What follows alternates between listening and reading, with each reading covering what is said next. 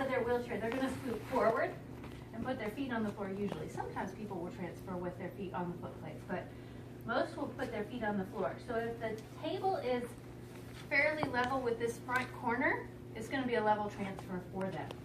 If they need anything different and they're in a chair like this, they will tell you.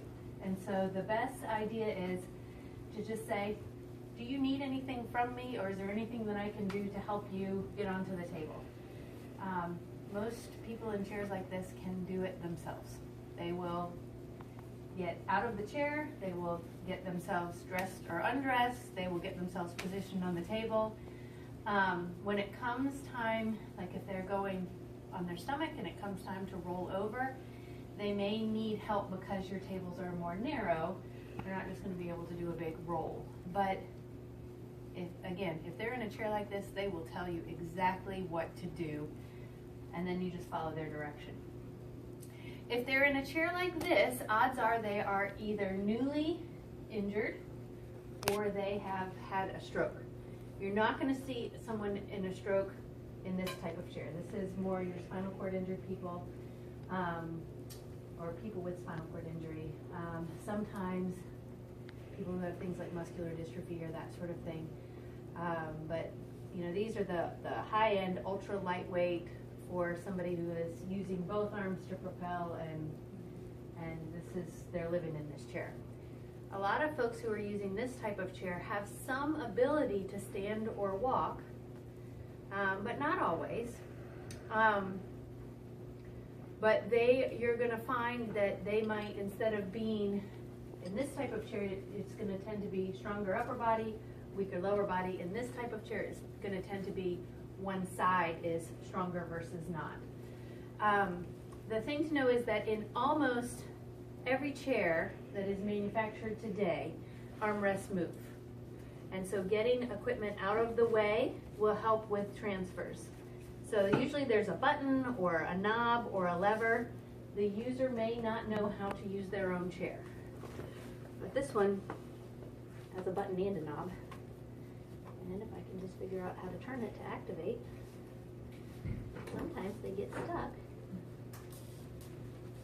There we go. And then you can flip it back or remove it all the way. And now you have created a nice open space in which for the person to perform their transfer. Foot plates also, unless it is a rigid frame like this, these can almost universally be moved and taken off. There's two different types of foot plates. The peg variety is the easiest to use and the easiest to know what to do with, because there's only one place that it goes. The peg goes in the hole, and then it just swings around. And they'll have a button that you push. The other type are two pegs and two holes, and then you have to slide them in, line them up, and put them down.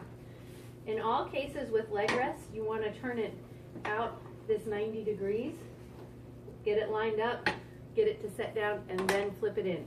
It does not work if you try to put them on with the leg rest in this position. Also, I think I have not seen a wheelchair in a very long time that didn't have some sort of push button mechanism to release it. And again, you push it under the chair is the easiest way to remember it. Easy peasy.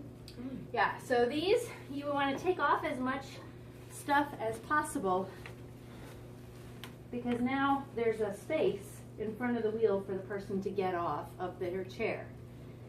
Level transfers, again, are easier than uphill. If you really want to make it easier for the person, position the table downhill from where their chair is.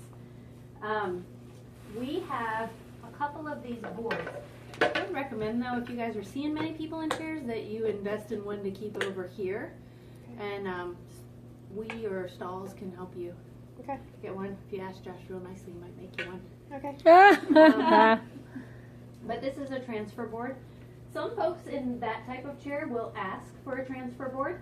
If you don't have one, please just walk over. We'll be happy to let you borrow one of ours. But if they tell you that they need a transfer board, you lift up the leg and you slide it under and you try to get it up under there. Tush as much as possible. Again, you want it positioned in front of the wheel. Sliding forward in the chair gives the butt room to go over without getting caught on the wheel. If you try to transfer somebody that's way back here, you're going to end up getting stuck. So just think, well, if I have less friction, it's easier to move. So the further forward I am, the more room I've got to move. So they come forward and then over they go. It is really a toss-up to know whether it's easier to transfer someone who's had a stroke toward their affected side or toward their less affected side, because it really is different for every person. And so I would just ask the person if they have a preference. If they don't have a preference, I would say probably the arm and leg that work better being closer to where you're going, because then they can help kind of scoot themselves along the board. And then they're going to end up, so your table is here, and the chair pulls up next to the table, and so they go from this position to this position. So they're basically making a 90-degree turn. At which point then the chair goes away and you can help them lay down. When they sit back up, if you position the chair exactly as it was, then they're going to be going toward their more affected side.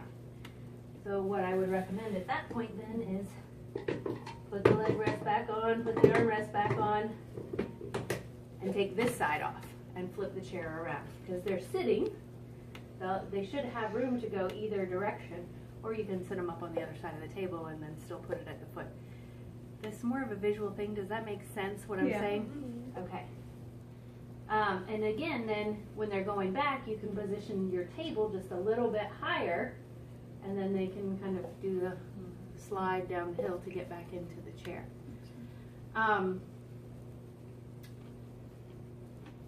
When you are transitioning from a sitting position to a lying down position, what a lot of patients do is they want to go down onto their side and then roll onto their back. From a therapeutic perspective, that's not the best, because that it becomes overuse of their less affected side. If they're kind of reaching over and lowering themselves down, then the side that's been affected by the stroke doesn't have to do anything. They don't have to use their abs. They can do it that way, but if this is my affected side and that's the head, and now I'm laying on my shoulder, that might be uncomfortable for people. So what I encourage people to do, and what you will have more room to do on your table, is if I am sitting on your table, is to turn my body 45 degrees. So now my pillows are up there, and my feet are going to go down here. Now I turn, and I'm going to come back on this angle. And so now all you have to do is just have a hand behind their shoulders to slow them down. They can generally lift one leg up onto the table, and then you may have to help them with the other leg. But if they have an arm that's kind of floppy, you can have them hold on to their own arm as they come down. Now they're using their abs to go down, and it's a lot easier because you're pivoting on your butt, and you can maneuver in a much smaller space. Same thing when it's time to get up. They scoot all the way to the edge of the table. I usually have people drop one leg off, and then I can help bring their shoulders up, and they can bring the other leg off, and then you turn once you're up. Once they're on the mat, if they need to scoot, bending both legs, they're going to get much higher clearance of their hips to be able to wiggle over. Most people with a stroke, though, they're going to leave their affected leg out, they're going to bend the other one, and they're going to try to slide like this, and you guys are going to run into all sorts of trouble. So just remind, hey, let's just take a minute, bend both legs. Now lift way up high, and it will be much easier because they'll be able to likely get some clearance this way, and then you can guide their hips wherever it needs to be, and then adjust the shoulders.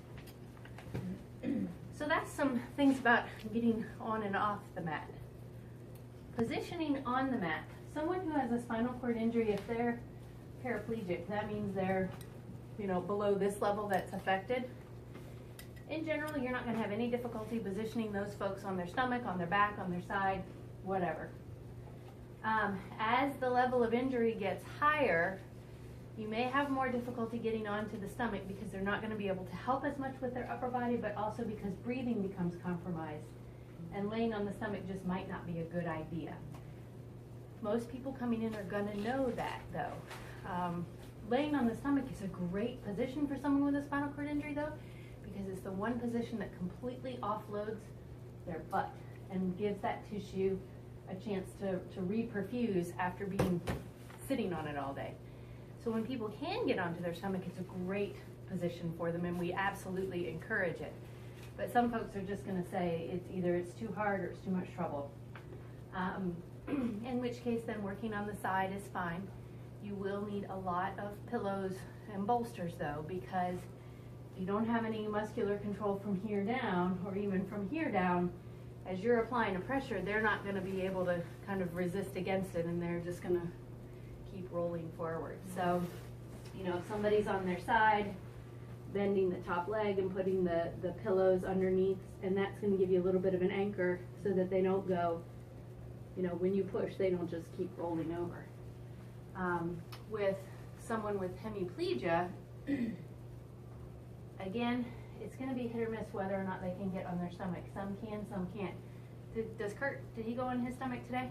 Always. Kurt's very mobile, and he, you know. Yep, first time I worked with him, I said, do you want to lay on your stomach? He goes, okay, let's do it. He has no pain, and he's incredibly mobile, and so for him, it's not a big deal. Yeah. Somebody that comes in, if you say, do you have shoulder pain, and they say yes, that's a good indication that they're going to be a difficult person to get on their stomach, because it's going to be very hard for them to get into a position where their arm is supported that it doesn't hurt. Mm-hmm. So if somebody comes in and they are hemiplegic and they have shoulder pain, my recommendation is at least the first time you work with them, work on their side. And you want their affected side up, because to lay on that affected shoulder is going to be very painful. So if my left side is the side of my body that is not working as well, that's the side that I want up. And again, lots of pillows, because all of this is going to droop. And they're going to tend to droop this way, which is a much more compromised position of both the shoulder and the hip. So you want, again, lots of pillows, bolsters, things that are firm, both under their leg to keep their hips stacked, but also under their arm to keep them either hugging a pillow or to keep the arm in as neutral a position as possible. But lots and lots and lots of those pillows for support. For the stroke population, the biggest thing that we fight in the shoulder is a lot of internal rotation. So if you guys are getting in there and you're working on lats, pecs, teres, subscap, all of those things are going to really help us when they then come to us, because now all of that's loosened up and let go. So those are kind of big areas to target. In the upper extremity, you'll see a lot of tight biceps as well, a lot of trigger points in biceps. Same thing down into the flexor muscles of the forearm. It's hit or miss whether they're tight toward pronation or supination. Usually it's one or the other, but there isn't necessarily a standard. In the lower extremity, calf muscles are huge. I never see someone come in that's tight this way. They're always tight this way, and usually this way. So gastrocsoleus and posterior tibialis are big muscles that need attention, that generally need a lot of work to lengthen, loosen, which then allows me as the PT to come in and work toward a lot of dorsiflexion, toe extension. Adductors are another one that tend to be very overactive, very tonic, very tight, whereas abductors and glutes tend to be real squishy. Not a lot of activity happening there. In your paraplegic population, a lot of them will say, you don't even need to do below the level of my injury,